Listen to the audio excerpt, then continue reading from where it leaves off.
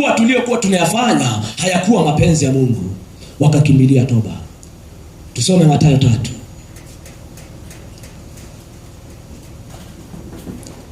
Mathayo 3 mstari wa 7 na wa 9. Mathayo 3 mstari wa 7. Hata alipoona wengi miongoni mwa Wafarisayo na Masadukayo wakiujia ubatizo wake, aliwaambia, enyi wazao wa nyoka, ni nani aliyewaonya ninyi kuikimbia hasira itakayo kuja? Basi zaeni matunda yapasayo toba, wala msiwe mioyoni mwenu kwamba tunaye baba ndiye Ibrahim. Kwa maana nawaambia ya kwamba Mungu aweza katika mawe haya. Bwana Yesu asifiwe. Hawa ni Mafarisayo, wamekimbilia toba, maana wamebadilika ufahamu, wakagundua hata hiki tulichokuwa tunaendelea nacho hakiwezi kikatupeleka mbinguni. Maana ufahamu ukibadilika, hautoweka kipaumbele mke, hautoweka kipaumbele mali, hautoweka kipaumbele kitu chochote ambacho wewe unakiona ni cha thamani. Wewe thamani yako imekuwa ni kitu gani?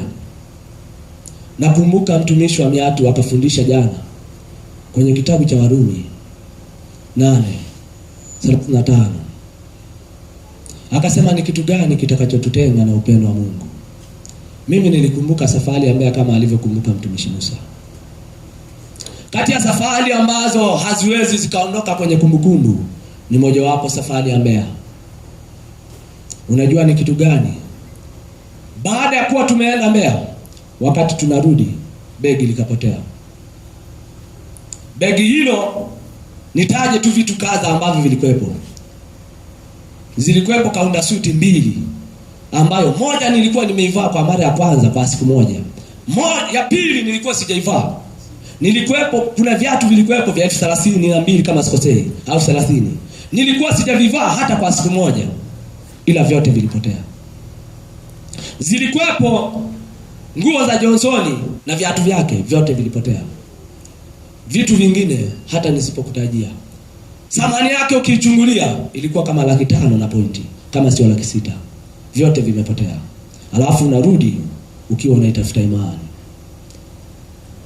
Unafika sokoni, unaanza biashara siku ya kwanza, nikapata hasara ya 250. Bado nazubaa, nikamtumia mtu aniletee vitunguu gunia 4, thamani ya 490. Akaondoka na hizo hela, hakutuma hata gunia moja. Hiyo ni unaitafuta safari ya imani. Je, fikira zangu zingeendelea kukaa kwenye kutafakari hivi vitu vilivyopotea, nishindwe kuendelea na ibada? Msingi wangu ungelikuwa ni upi? Tunamhitaji Mungu. Tunamhitaji Mungu kuliko vitu tulivyo navyo. Lazima tubadilike kifikira. Lazima tubadilike kifikira. Lazima tubadilike matarajio ya kitu ambacho unakitafuta. Nilitumia wiki moja nikiwa nimetoka Mbeya pasipo kulala, masaa yote ya usiku unayoyajua wewe, nikiwa siombei begi kwa nini limepotea. Naomba ufahamu wangu Mungu aubadilishe, nijue chanzo cha Biblia kuwepo ni nini. Nimetumia wiki moja silali usiku na kesha, familia ikiwa imelala, nasoma Biblia. Natafuta ni namna gani Mungu unavyojizungumza kwenye amri. Ni namna gani unaweka ufahamu, tukufuate kwa namna gani. Nilivyoona wiki moja imepita, nikaona ili zoezi nililonalo mbona ni kubwa. Nikaamua niwe nalala angalau masaa kidogo, niamke saa 8, saa 9. Na ndio limekuwa ni zoezi langu karibia kila siku.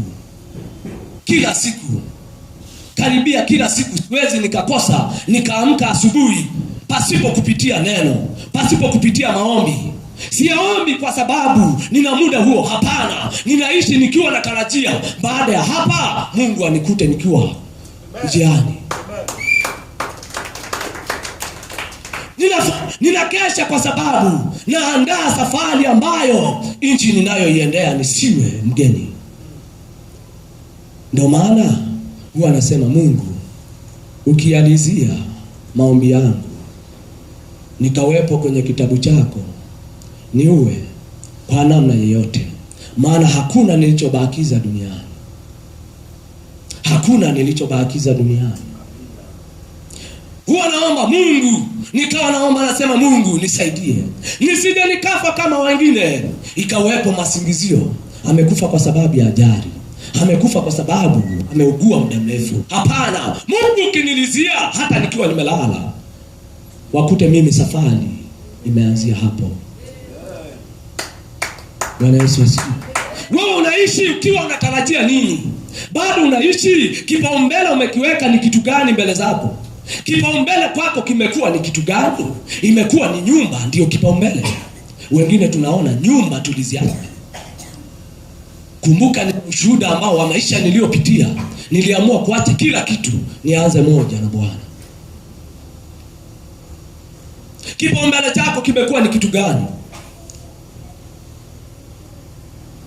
Kipaumbele chako imekuwa ni kitu gani? Maana tunajiandaa kwa kuwa hatujui siku wala saa ajapo mwana wa Adamu. Ndio kusudio la kujiandaa kwetu.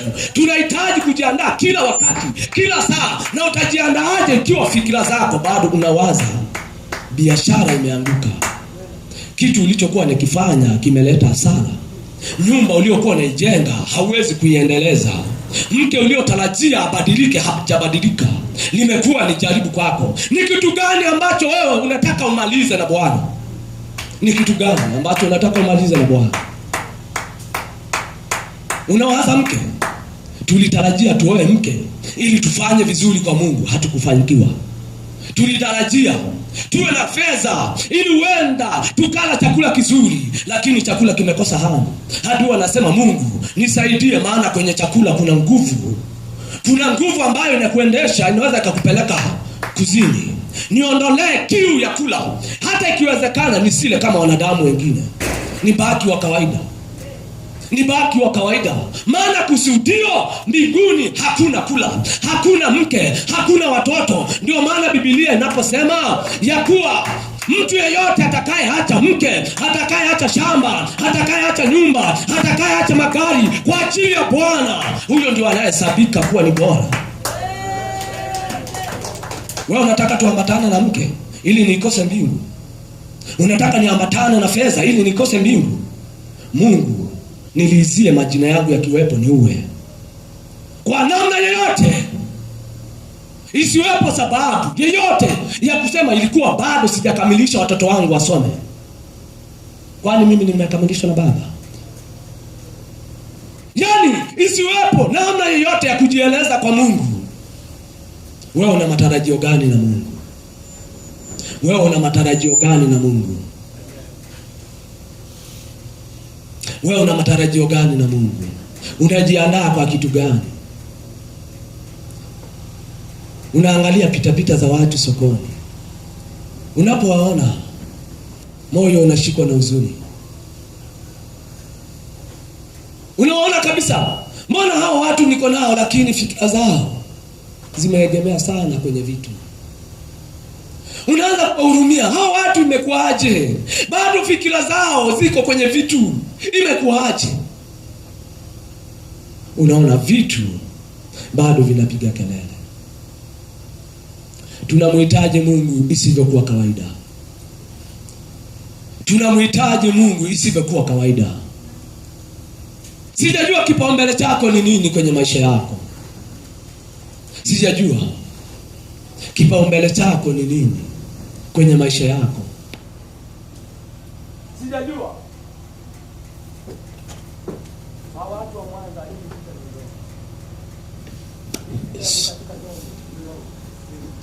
watu ambao kusudio nilionalo na Mungu, hata vyombo vikizima bado nina nia ya kuendelea na Mungu. Amen. Hata vyombo vikifika mimi bado nina nia, moyo wangu bado maana ninaitafuta hatima yangu. Amen. Ninaitafuta hatima yangu.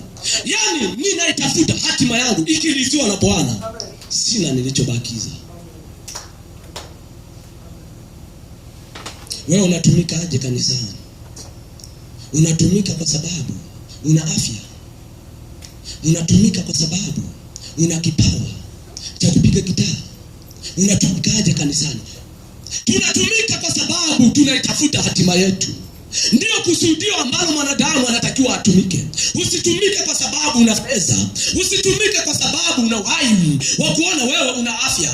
Hata walioko hospitalini wanatamani kutumika.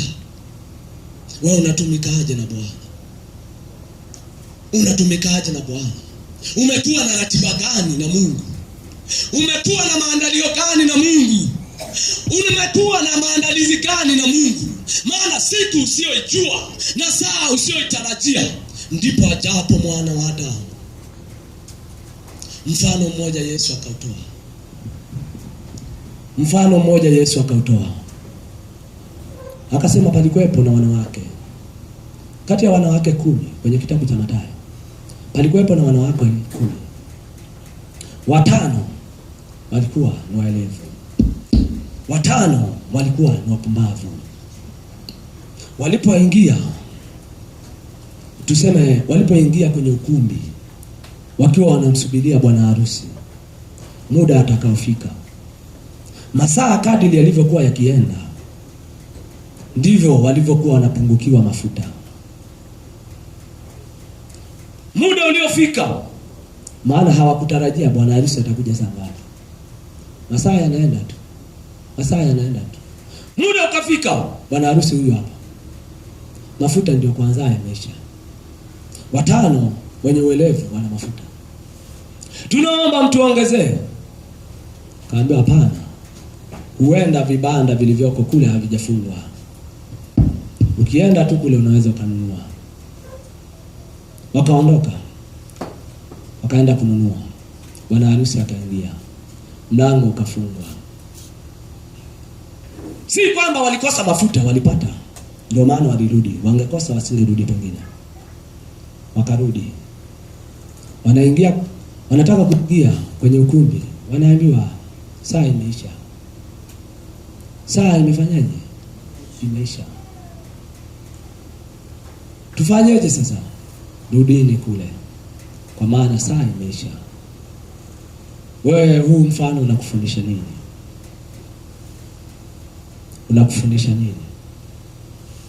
Una mafuta ya kutosha? Una mafuta ya kuenergy muda?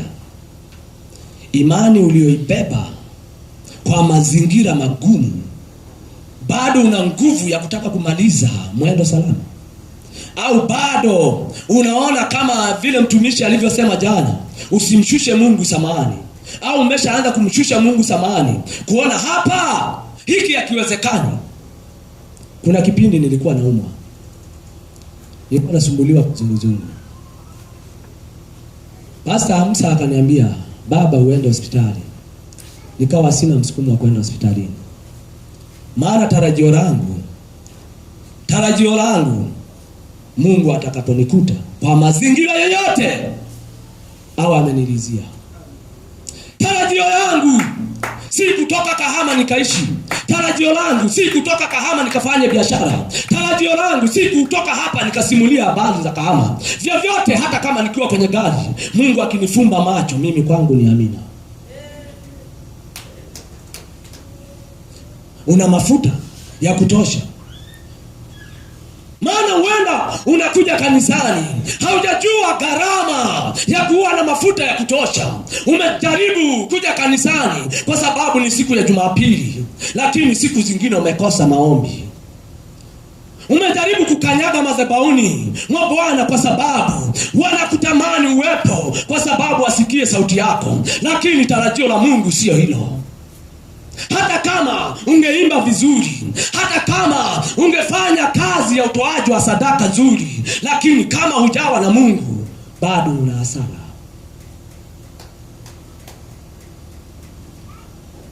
Sisi tuliyechelewa.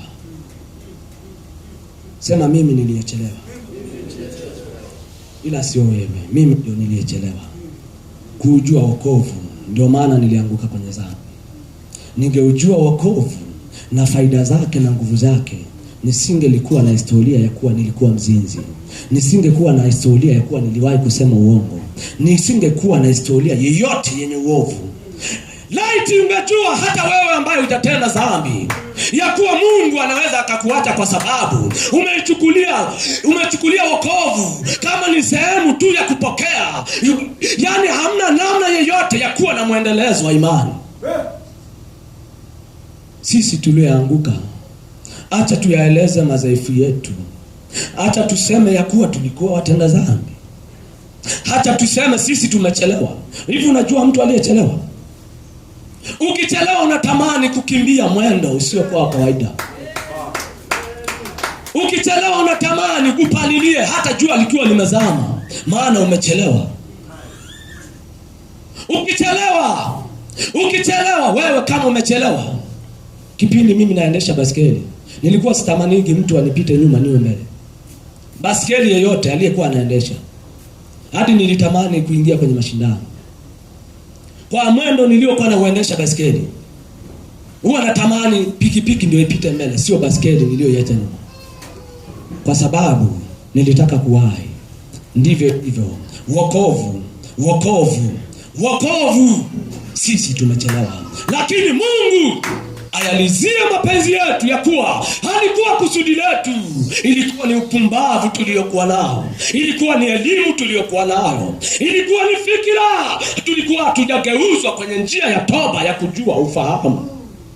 Ukiwa na ufahamu hauwezi ukatenda dhambi. Unarudi nyuma kwa sababu ya mke. Sisi tumeanguka na wake tukiwa hatuna ufahamu.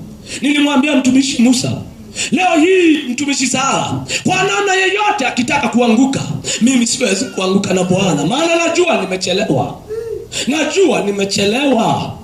Siwezi kuangushwa. Biashara iwe na hasara, mimi niwaze biashara hasara. Siwezi kuanza biashara maana nimechelewa na Bwana.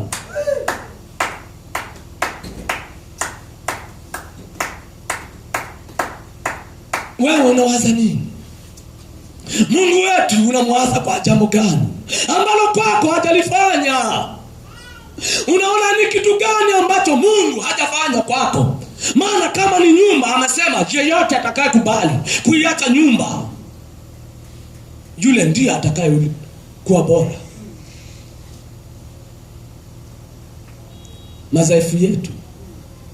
Madhaifu yetu kwenye fikira. Bado tunawaza mwakani nifanikiwe, nifanye biashara, mwakani nisiwe tegemezi, mwakani. Hawazi ya kuwa hata hivi vilivyobakia ninahitaji kuvifuta ili viondoke ndani yangu. Wewe bado umeshikiliwa na kikundi, anza kukifuta hicho kikundi. Hakitokupa majibu.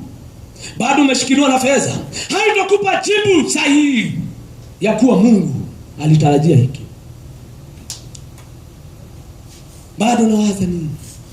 Wewe bado unawaza hauna kiwanja, hakitokupa majibu. Utakuwa na kiwanja, bado hauwezi kupata jibu.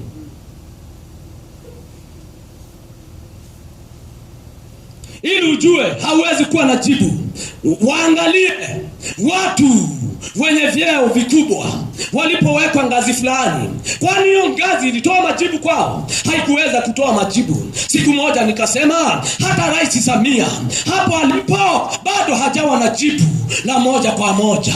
Ndio maana hata angepewa ufalme wa dunia yote aitawale, bado anaweza asiwe na jibu. Huu mfano unapata wapi? Soma habari ya Sulemani kwenye kitabu cha Mhubiri. Sulemani anajizungumza, anasema nimeujaribu moyo wangu, nimejaribu maisha yangu kuwa na wake, nimeoa wake wa kifalme. Unaposikia wake wa kifalme ni wale 700, wajakazi ni wale wanawake wa kimasikini 300, akawa na jumla ya wanawake 1000. Bado hakuona jibu.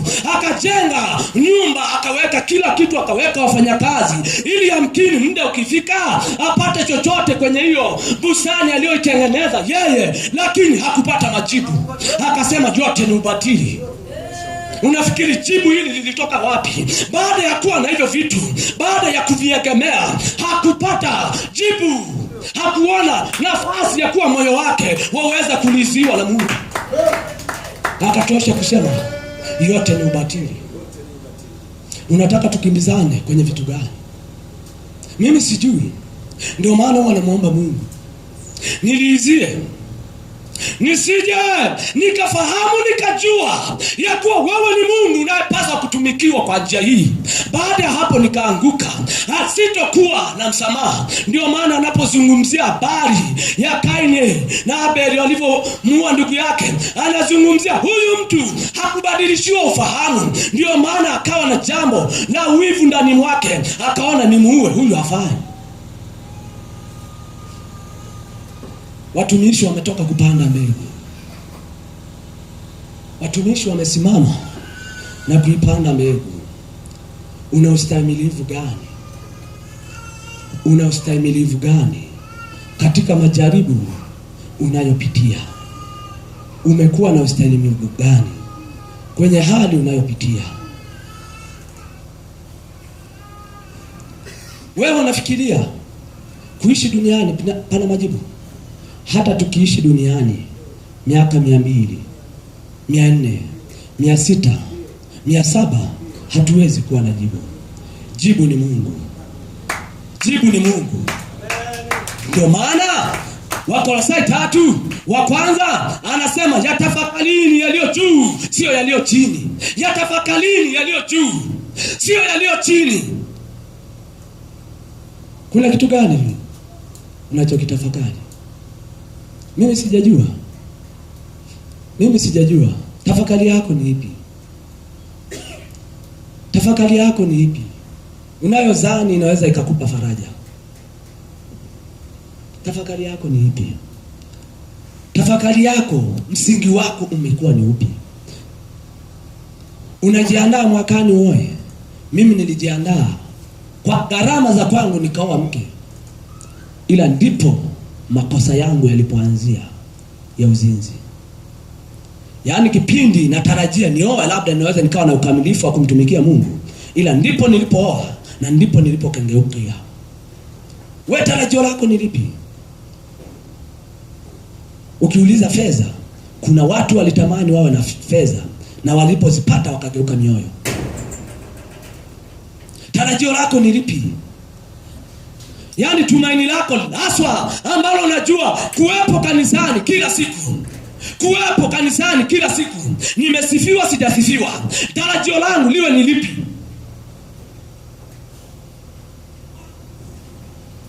Tarajio lako ni lipi? Umeanzaje na unataka umalizaje? Unakumbuka matukio yaliyotokea nyuma? Yalikuwa ni ya kusimama. Unakumbuka matukio yaliyotokea nyuma? Ilikuwa ya kusimama. Ilikuwa ni ya kuonekana hivi unavyoonekana. Hayakuwa matukio ya kawaida. Wala haikuwa hali ya kawaida. Ilikuwa sio namna yoyote mwanadamu anayefikiri asingeweza.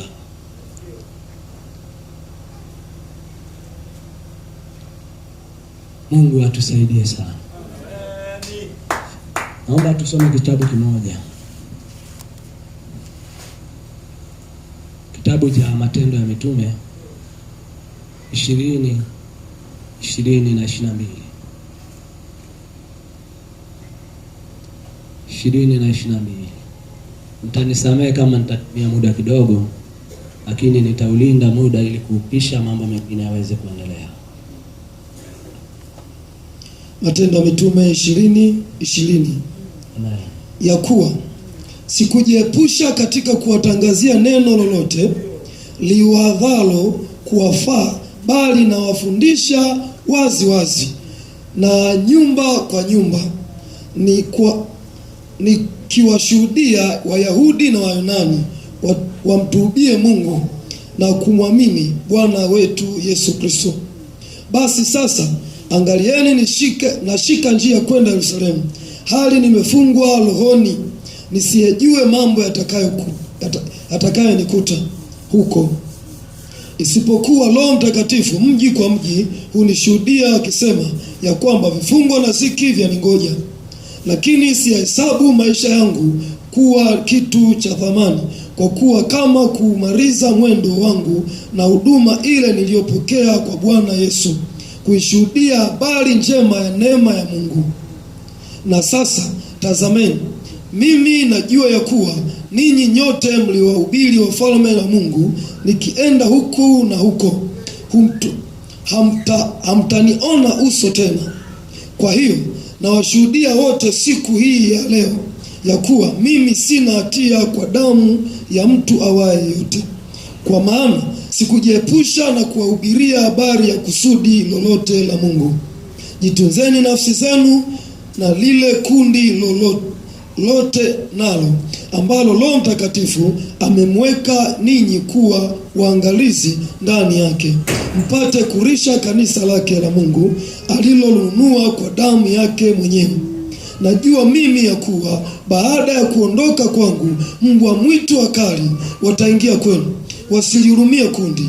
Tena katika ninyi wenyewe watainuka watu wakisema mapotofu, wawavute hao wanafunzi wawaandamie wao. Kwa hiyo kesheni, mkikumbuka ya kwamba miaka 3 usiku na mchana sikuacha kuwaonya kila mtu kwa machozi. Bwana Yesu asifiwe. Huyo ni Paulo. Anasema miaka 3.5 nilikesha wala sikuacha kuwaonya. Miaka 3.5 nilikesha, sikuacha kuwaonya. Hivi huyu mtu ukimsoma alikuwa anawaza nyumba? Hivi huyu mtu ukimsoma alikuwa anaiwaza Jumatatu ya kesho akawa na biashara yenye majibu? Hivi ukimsoma huyu Paulo miaka 3.5, maana yake kila kitu kilikuwa kimesimama. Maana yake kama umaskini hakuona, kama kuwa tajiri hakuona kuwa tajiri, aliona kuwa na Bwana ndio kitu cha bora. Ndio maana miaka 3 ameiweka akiwa anakesha, akiwa anaeleza habari za Yesu. Naomba nikupe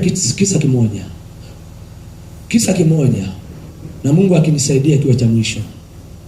Kwenye kitabu cha Zaburi ya 139 mstari wa kwanza na mstari inayoendelea kama sikosei 19, na kwenye kitabu cha Yeremia 23. Kitabu cha Zaburi 139 mstari wa kwanza hata ule wa 20, hata ukisoma hadi mwisho haina shida. Kitabu cha Yeremia 23 na Waebrania 4:12. Hapo ndipo wokovu wangu ulipoanzia. Wokovu wangu hakuanzia nikiwa kwa mbarikiwa. Wokovu wangu ulianzia nilipoyasoma maneno haya. Nilimwambia mke wangu, mimi kuzini ninaweza nikazini, kufanya chochote ninaweza nikafanya na usigundue, maana yale mazingira nilishawahi kuwa nayo. Ninachoogopa ni hii mistari. Yesu anasema Mungu anasema kwenye Zaburi ya 139, popote utakapofanya dhambi mimi nitakuona. Iwe kuzimu mimi nitakuona, iwe angani mimi nitakuona, iwe baharini mimi nitakuona. Asipokuwepo mtu yeyote, ukawa peke yako, ukasema hii siri ninaweza kuitunza, bado mimi Mungu nitakuona. Niliamua kumtafuta Mungu pasipokuwa kawaida. Niliamua kwenda kanisani usiku nikiwa peke yangu, na kesha kanisani nikiwa peke yangu, nikiwa bado niko KKT. Niliamua kuingia ibadani saa 10, ibada inaanza saa 1, nikiwa namtafuta Mungu kwa namna ya tofauti, kwa sababu nilijua yote niliyoyafanya muda wake siwezi nikaufidia kwa fedha. Makosa niliyoyafanya siwezi nikafidia kwa nyumba. Mimi ingelikuwa ni kutoa nyumba, ningesema hii nyumba Pastor Musa ninakupa, iwe ni mali ya kanisa, maana inatosha kunitakasa dhambi. Lakini sikuona hiyo dalili. Ingelikuwa unaweza ukafanya jambo lolote ambalo linaweza likakusogeza kwa njia yeyote, sikuiona. Ila ni njia ya kwenda kwa Mungu kwa toba, ili anibadilishie fikira. Ninapokuwa sokoni nisiwaze ya kuwa nimepata hasara. Ninapokuwa sokoni nisiombee biashara iwe na nguvu, kwa sababu ninahitaji mafanikio kwenye biashara. Niombe Mungu saa utakayoingizia ni hiyo Mungu ninayotarajia. Si wakati ambao nitasimama kwenye vitu, si wakati ambao ninaweza nikasimama kwenye hii nafasi nikakubali. Matarajio yako ni yapi? Matarajio yako ni yapi? Unafanya dhambi kwa mazingira gani ambayo unajua haya Mungu hawezi akajua? Mimi nilipotambua ya kuwa ninaweza nikafanya uzinzi, Mungu alionaye sirini hataniona. Ikawa ni nafasi ya kwanza. Kujiepusha na uzinzi. Nguvu ya fikra ikiwa bado inakutamanisha kuzini. Unafikiri kuokoka? Unaokoka leo, nguvu ya fikra utaishinda? Hautoshinda hadi pale utakapoamua muda wako uweke na Bwana. Hadi pale utakapoamua nimekubali kujitenga na fikra zozote zenye uovu. Niliposoma yale maneno nilitambua mpira sio dhambi. Niliendelea kuwa na kiburudisho kwenye mpira. Niliendelea kuwa na kiburudisho, mazingira yeyote ya kufikiri. Ila kweli nimejiepusha na uzinzi. Ila fikira zile hazijaondoka. Unaona tu fikira ni kama zimuzimu, kama zinapita kwenye macho. Yaani ile hali bado unaiona. Kumbuka leo hii nina miaka 11. Sijawahi kusogelea uzinzi, ila fikira za kuzini zilikuwepo. Niliposoma Wakolosai 3 mstari wa 1-4, nilitambua ya kuwa mimi sijaokolewa kwenye fikira. Ndio maana bado unapotazama wakati mwingine unaona macho yana nguvu kwenye fedha. Unaona macho yana nguvu mwanamke anapopita amevaa vibaya. Unaona macho yana fikira ya ukengeufu. Unaona macho bado moyo umejaa hasira, kwa sababu fikira zako bado unaona ninaweza nikawa na nyumba nikaimalizia mwakani. Nani atailala? Huwa nikizungumza pale nyumbani habari ya kufa, huwa anasema, yaani kwenye mazungumzo yao na fikira ni kama wananitanguliza. Mimi huwa nawaambia ndio kitu ambacho Mungu ninakitafuta. Hapa sio kwetu. Kitabu cha Isaya kama sikosei 8:35 au 35:8 inasema hiyo njia inapitwa na watakatifu. Hiyo njia inapitwa na watakatifu. Na Waebrania 12:14, hiyo njia wanaopita pale ni watakatifu. Ni watakatifu wa mili? Hapana. Ni watakatifu wa fedha? Hapana. Ni watakatifu waliokubali fikira zao zigeuzwe kwa njia ya toba, wasiowaza fedha, wasiowaza uzinzi, wasiowaza nyumba. Ni wale wanaowaza, Baba Mungu, wewe unilizie niwepo kwenye kiti chako. Yesu anaposema ninaenda kuandalia makao, wewe unafikiri ni makao yapi? Hatuandaliwi makao unayoyafikiri. Nikawa na tathmini. Mtumishi Musa akasema siku moja, akasema yaani kama raha iko duniani, wewe kama unataka uipige raha, ipige duniani, maana mbinguni tutaimba mtakatifu, mtakatifu, mtakatifu. Wewe unataka kula, tutasema mbinguni mtakatifu, mtakatifu. Wewe umechagua nyumba kule mbinguni, sisi tutasema mtakatifu. Ndio kiu tulionayo. Wewe una kiu gani? Unapojiuliza? Maana kuna wakati ambao bado unaitafuta hali ya furaha ya dunia. Yaani bado unaona mpira una nguvu. Sisi tulishaacha kuingia kwenye mpira wala kutazama. Tulishajiepusha. Yaani unaona nikikaa hata nilikuwa naangalia season, hainisaidii. Ni kama vile inanikengeusha, maana inaweza ikanibadilisha fikra. Muda wa kulala huwa natamani nikose usingizi kabisa, usiwepo usiku, nikeshe kwa ajili ya kumlilia Mungu. Yaani natafuta njia ambayo inaweza ikafidia mapito niliyowahi kupita. Mimi nilikuwa nakesha shambani, nilikuwa namwagilia.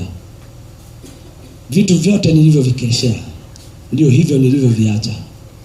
Wewe unakesha kwa sababu gani? Kama unakesha ukiwa unawaza mke, sisi tuliwahi kukesha tukiwa tunatafakari kuwa na mke, lakini tulipompata ndipo tulipozini. Unakesha kwa sababu gani? Unakesha kwa sababu gani? Unakesha kwa sababu uko shambani. Sisi tulikesha shambani tukiwa tunatafuta fedha. Ila vitu vyote nilivyovinunua nikiwa kijana, bado nina nguvu, niliviacha vyote. Light ingekuwepo simu ya zamani, ningekuonyesha hivi hapa, ungeviona vitu vile nilivyoviacha. Ungesema wewe yamkini si mtu wa kawaida. Wakati naviachia vile vitu aondoke na yule mwanamke, watu, familia yote ililia.